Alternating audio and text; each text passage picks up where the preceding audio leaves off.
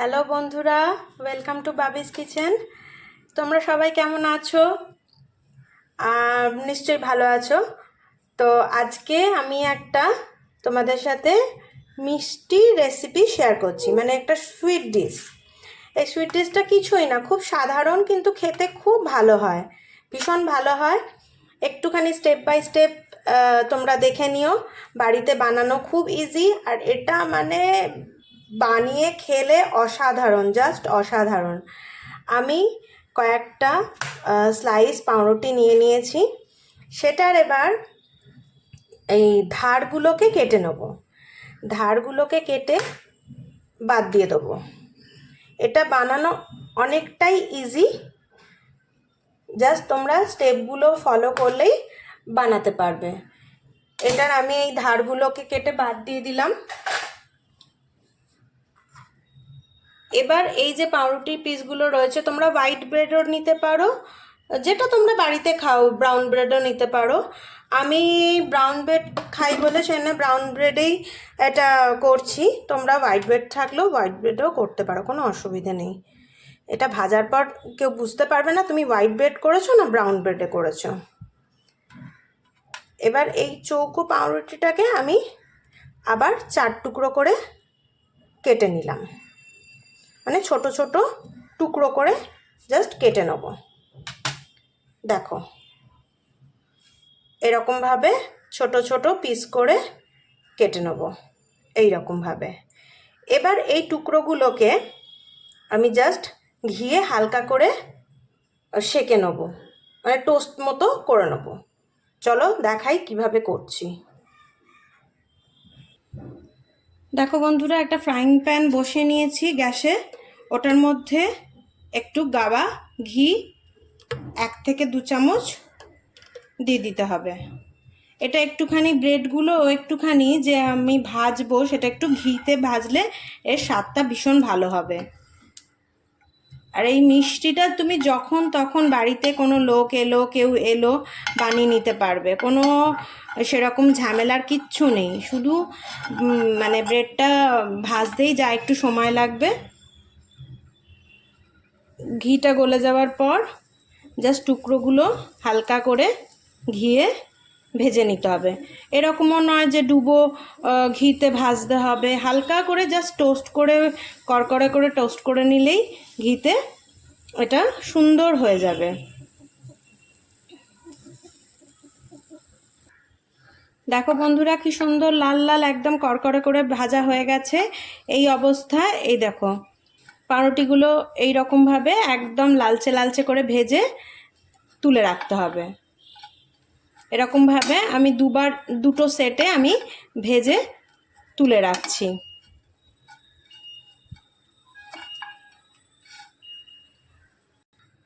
আবার একটু ঘি দিয়ে আমি সেকেন্ড সেটটাও হালকা করে ভেজে নিচ্ছি, একদম মচমচে করে। এরকমভাবে প্রত্যেকটা টুকরো এরমভাবে উল্টে পাল্টে ভেজে নেব, যাতে একদম মানে সুন্দর লালচে লালচে হয়ে যায়, ক্রিস্পও হয়।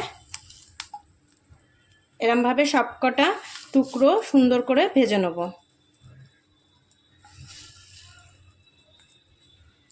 এতদিন ধরে রান্না করতে করতে আর হাতে যেন গরম মনে হয় না।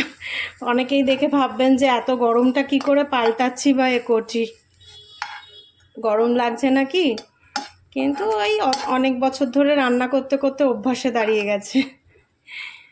যাই হোক বন্ধুরা, এরমভাবে প্রত্যেক কটা পাউরুটি এরকমভাবে কড়া করে ভেজে তুলে নেব। সুন্দর করে আর একটা সেটও ভাজা হয়ে গেছে। পুরো পাউরুটিটাই যেটা আমি কেটে আপনাদের দেখালাম সেটা সুন্দর করে ভাজা হয়ে গেছে। এবার আমি এটা তুলে নিচ্ছি পুরোটা। এরপরে স্টেপটা খুবই সাধারণ, পাউরুটিগুলো ভেজে তুলে নিয়েছি। এবার এর মধ্যে এই ফ্রাইং প্যানেই আমি খানিকটা 300-350 মিটার দুধ দিয়ে দেবো। হাফ লিটার না, হাফ লিটারের থেকে একটু কম দুধ এর মধ্যে ঢেলে দিলাম। এবার এর মধ্যে পরিমাণ মতো চিনি দিতে হবে, মিষ্টি যতটা মিষ্টি আপনারা পছন্দ করেন। অনেকে একটুখানি কড়া মিষ্টি পছন্দ করেন, একটু হালকা মিষ্টি পছন্দ করেন। আমি একটু হালকাই মিষ্টি পছন্দ করি, আমি আমার মতো করে বানাচ্ছি। আপনারা আপনাদের মিষ্টি অনুযায়ী চিনিটা যোগ করবেন। এবার চিনিটা দেওয়ার পরে এটাকে ভালো করে নেড়ে নিতে হবে সুন্দর করে।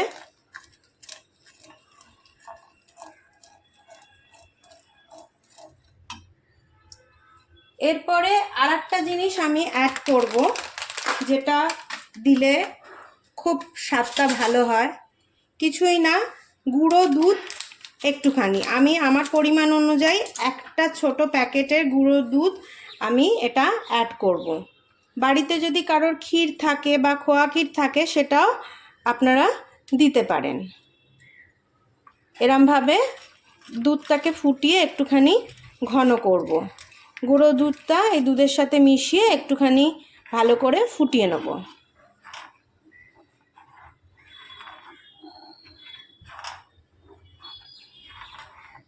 দুধটা সুন্দর করে ফুট উঠলে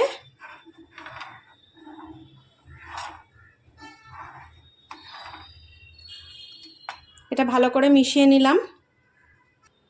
ওদিকে দুধটা ফুটছে বন্ধুরা। এখানে আমি এই হাফ কাপ বাটিতে অল্প একটু দুধ নিয়ে নিয়েছি। সেই দুধে হাফ চামচ মতো, 1 চামচের একটু কম, একটুখানি কাস্টার্ড পাউডার এটাতে আমি গুলে নিচ্ছি। এই কাস্টার্ড পাউডারটা ওই ফুটন্ত দুধে মিশিয়ে দেবো। কাস্টার্ড পাউডারটা হাফ কাপ মতো দুধে আমি মিশিয়ে নিয়েছি। এবার দেখুন দুধটা সুন্দরভাবে ফুটছে, ভালো করে ফুটে উঠেছে। এবার এর মধ্যে এই কাস্টার্ড পাউডার যেটা আমি গুলে রেখেছিলাম এক্ষুনি সেটা আমি মিশিয়ে দেবো। মিশিয়ে ভালো করে এটা নেড়ে ফুটিয়ে নেব। এটা বেশি ঘন করার দরকার নেই, কারণ এটা একটু ফুটলেই তারপরে এটাকে বন্ধ করে দেবো। এটা একটু ফুটে গেলেই এটাকে বন্ধ করে দেবো। এটার মধ্যে আপনারা এলাচ গুঁড়ো দিতে পারেন ফ্লেভারের জন্য, কিন্তু আমি এটার মধ্যে কোনো ফ্লেভার অ্যাড করছি না। কারণ কি, এটা ঘিটা এই পাউরুটিটা যেহেতু ঘিতে ভাজা আছে, এটা নিজস্ব একটা ফ্লেভার এর মধ্যে যখন আমি ভাজা পাউরুটির ওপর দেব, এটা নিজস্ব একটা ফ্লেভার চলে আসবে। এটা খুব বেশি ঘন করব না, কারণ এটা ঠান্ডা হলে অলরেডি এটা ঘন হয়ে যাবে খানিকটা। এই মতো অবস্থায় এটাকে বন্ধ করে দেবো। খুব বেশি ঘন করব না, এটা এই মতো অবস্থাতেই এটা বন্ধ করে দেবো। দেখুন বন্ধুরা, এটা কি সুন্দর একটা ঘন ক্ষীরের মতো কনসিস্টেন্সি নিয়ে নিয়েছে। এটা ঠান্ডা হলে বা ফ্রিজে রাখলে আর একটু ঘন হয়ে যাবে, সেই জন্য আর আমি বেশি গাঢ় করলাম না। এটা এই রকম ঘনত্বে থাকলেই খেতে ভালো লাগবে, পাউরুটিগুলো একটুখানি অ্যাবজর্ব করবে। দেখুন বন্ধুরা, ঘিয়ে ভাজা ব্রেডগুলো কি সুন্দর মচমচে শক্ত হয়ে গেছে। কিচ্ছু না, সিম্পল এটা একটা মিষ্টির প্রিপারেশান। আপনারা অবশ্যই একবার বাড়িতে ট্রাই করবেন, এটা খুব সুন্দর খেতে হয়। অবশ্যই আপনারা বানিয়ে আমাকে জানাবেন কেমন লাগলো। লাইক করবেন, শেয়ার করবেন, কমেন্টে লিখবেন কীরকম রেসিপিটা লাগলো। আর পছন্দ হলে সাবস্ক্রাইব করে দেবেন। নতুন বন্ধুদের কাছে অনুরোধ রইল, সাবস্ক্রাইব করার সময় আমার বেল আইকনটা প্রেস করে রাখবেন, যাতে যখন এই রকম ছোটোখাটো রান্নাগুলো করব, পোস্ট করব, আপনাদের কাছে যাতে চলে যায়। এবার এই ভাজা পাউরুটিগুলোর ওপর আমি দুধের মিশ্রণটা দিয়ে দিলাম, আর ওপর থেকে একটুখানি নিজের পছন্দ মতো আপনারা সাজিয়ে নিতে পারেন। আমি একটুখানি পেস্তা কুচনো ওপর থেকে দিয়ে দিলাম। সিম্পল, একদম সুন্দর মিষ্টি। এটা আপনারা অবশ্যই বাড়িতে এটা বানিয়ে খাওয়াবেন এবং নিজেরাও খাবেন, আমাকে জানাবেন কেমন লাগলো। দেখুন একদম পরিবেশনের জন্য রেডি। সুন্দর রেসিপিটা এটা, আপনারা অবশ্যই এটা বানাবেন, খুব সুন্দর খেতে হয়।